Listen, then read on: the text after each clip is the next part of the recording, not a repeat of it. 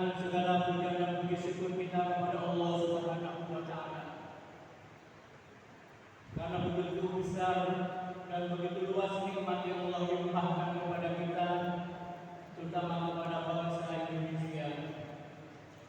Oleh karena itu, saya mengajak kepada para jemaah, terutama kepada diri saya sendiri, untuk selalu meningkatkan iman dan takwa kita kepada Allah Subhanahu wa taala, sehingga keimanan dan ketakwaan itu benar-benar menjadi bagian dari kehidupan kita sehari-hari. Semoga kita semua tergolong pada golongan hamba Allah yang pandai bersyukur nikmatnya hari. Salawat dan salam mari kita haturkan kehadiran baginda junjungan kita Nabi Muhammad sallallahu alaihi wasallam. Semoga kita semua kelak diakui oleh Rasulullah sebagai umatnya dan mudah-mudahan mendapatkan syafaat beliau. Amin. Hadirin sidang Jumat rahimakumullah. Alhamdulillah, dengan rahmat dan karunia Allah Subhanahu wa taala, sekarang kita berada di bulan Agustus 2024 Masehi. Kita bertemu kembali dengan hari yang bersejarah ini, dengan hari yang bersejarah yang tidak akan pernah terlupakan oleh bangsa Indonesia, yaitu hari ulang tahun kemerdekaan Republik Indonesia yang ke-79. Kemerdekaan adalah hak milik seluruh bangsa Indonesia dan negara Indonesia, yang merupakan kebebasan dari segala macam intimidasi dan kezaliman, terutama pada saat nenek moyang kita dijajah oleh kaum penjajah selama 350 tahun lamanya. Waktu ini tidak sedikit. Bayangkan saja bagaimana andai kata itu terjadi pada saat ini. Padahal yang namanya penjajah tidak pernah melakukan hal yang baik, bahkan dalam segala sesuatunya pasti tidak manusiawi.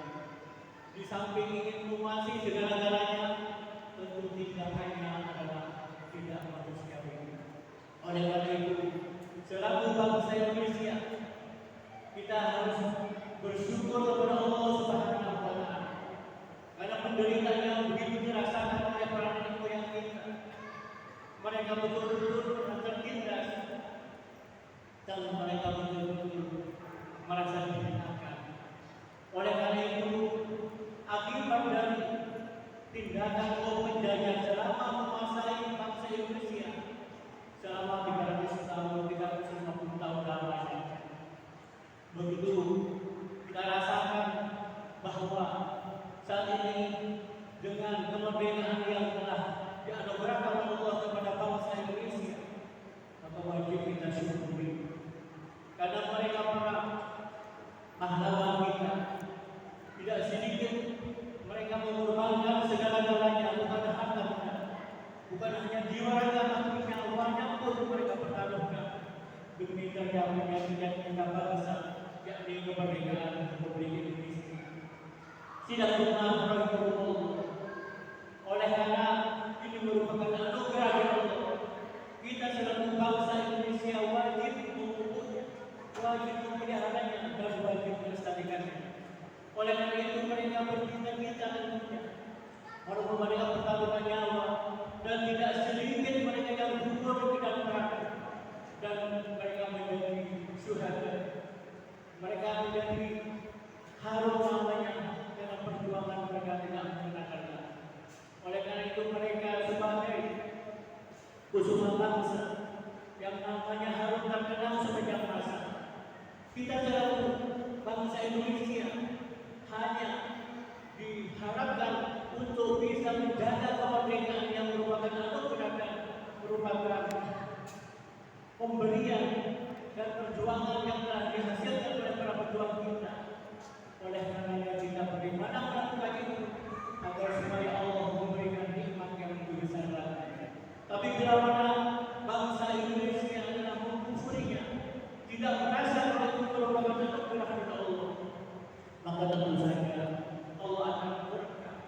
Karena Allah menyebutkan di dalam sebuah firman-Nya tadi, la in syakartum la azidannakum wa la in kafartum inna adzabi lasyadid. Di dalam ayat ini Allah menggunakan tauhid. Sungguh-sungguh jika kalian mensyukuri nikmatku, maka niscaya aku akan betul-betul akan menambah nikmat yang lebih baik dan lebih besar. Namun bila mana kalian tidak mensyukuri, artinya mengkufuri dari apa yang diberikan Allah yang merupakan nikmat yang besar ini, tentu itulah adalah azab Allah adalah pedih. Dan itu pasti pada Allah sendiri yang menyampaikan dalam firman-Nya. Oleh karena itu, bagaimana cara mensyukuri nikmat yang merupakan pemberian Allah, kemerdekaan yang telah diperjuangkan begitu susahnya. Bayangkan saja, kalau mereka tahu keadaan sekarang, kita hanya merasakan begitu enaknya saja, tapi mereka memperjuangkannya. Bahkan mereka tidak sedikit di depan masjid yang kita cintai ini, para syuhada gugur karena memperjuangkan kemerdekaan ini. Oleh karena bagaimana yang menjadi makmur, bagaimana keadilan betul-betul diterapkan hukum dengan yang sebenar-benarnya.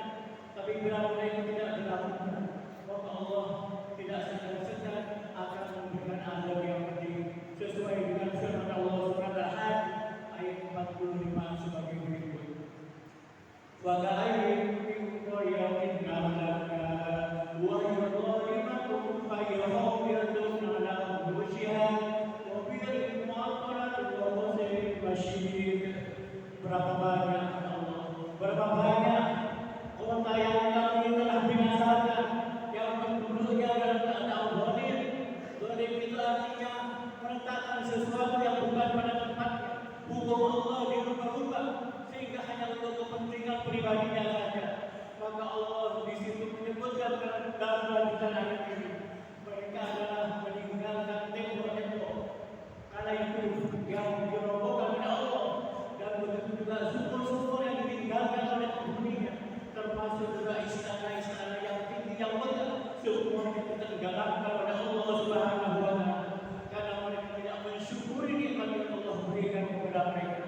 Kita tentu tahu siapa Fir'aun yang karena kemegahan dan kekuasaannya yang berkuat dan kaya sehingga tidak cukup mengaku menjadi raja, tapi akhirnya Fir'aun mengaku sebagai Tuhan. Allah tenggelamkan di dasar laut beserta seluruh barang tentaranya. Oleh karena itu kita juga mengenal siapa yang namanya Korun, yang kaya raya sampai kunci atau rupanya kunci yang diberikan kepada seluruh rakyatnya. Andai kata ditimbul oleh 40 orang, tidak kuat memikul dengan begitu banyak budak-budak kekayaannya. Tapi semuanya apa yang terjadi bukanlah hanya kekayaannya yang ditinggalkan Allah, bukan hanya kekayaannya yang ditenggelamkan oleh Allah, tapi juga Korun yang ditenggelamkan sampai sekarang pun menjadi buruan ingin mencari harta karun, padahal semua itu karena azab Allah. Dan saya yakin tidak akan pernah diketahui dan dijumpai yang namanya kekayaan yang telah dikutuk oleh Allah, yang telah diazab oleh Allah, yang sampai sekarang tinggal namanya saja. Begitu juga dengan Namrud, karena sangat bencinya kepada Nabi Ibrahim alaihissalam, sehingga beliau tega-teganya membakar hidup-hidup Nabi Ibrahim alaihissalam karena tidak sependapat, karena merasa musuhnya. Padahal itu adalah membawa misi dari Allah Subhanahu wa Ta'ala, amar ma'ruf nahi munkar. Tapi alhamdulillah dengan pertolongan Allah, Nabi Ibrahim tidak terbakar dan Nabi Ibrahim tetap hidup di lindungan Allah Subhanahu wa Ta'ala. Toh akhirnya Namrud yang begitu congkak dan begitu sombongnya, toh akhirnya kalah kepada binatang yang kecil yang namanya semut. Semut diutus oleh Allah, dikirim oleh Allah, bersama di dalam otaknya selama 40 tahun.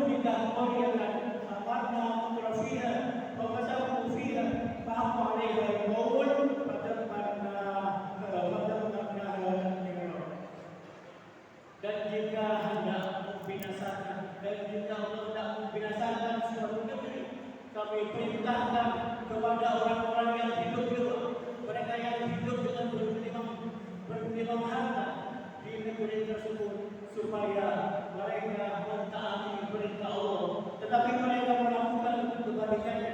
Mereka melakukan kedurhakaan dalam negeri itu, maka sudah sepantasnya Allah, sepantasnya berlaku terhadapnya adalah ketetapan Allah, yakni Allah membinasakan, Allah menghancurkan negeri itu dengan sehancur-hancurnya.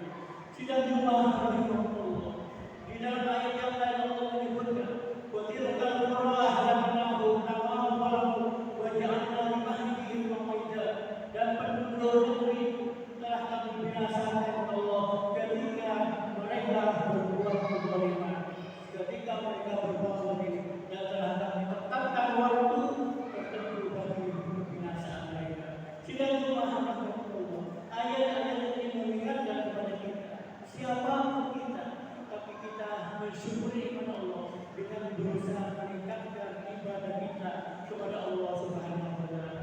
Tentu saja dalam hal ini upaya-upaya di dalam meningkatkan keimanan dan ketakwaan kita kepada Allah Subhanahu wa taala agar supaya menjadi manusia yang berutuh, manusia yang selamat di dunia wal akhirat.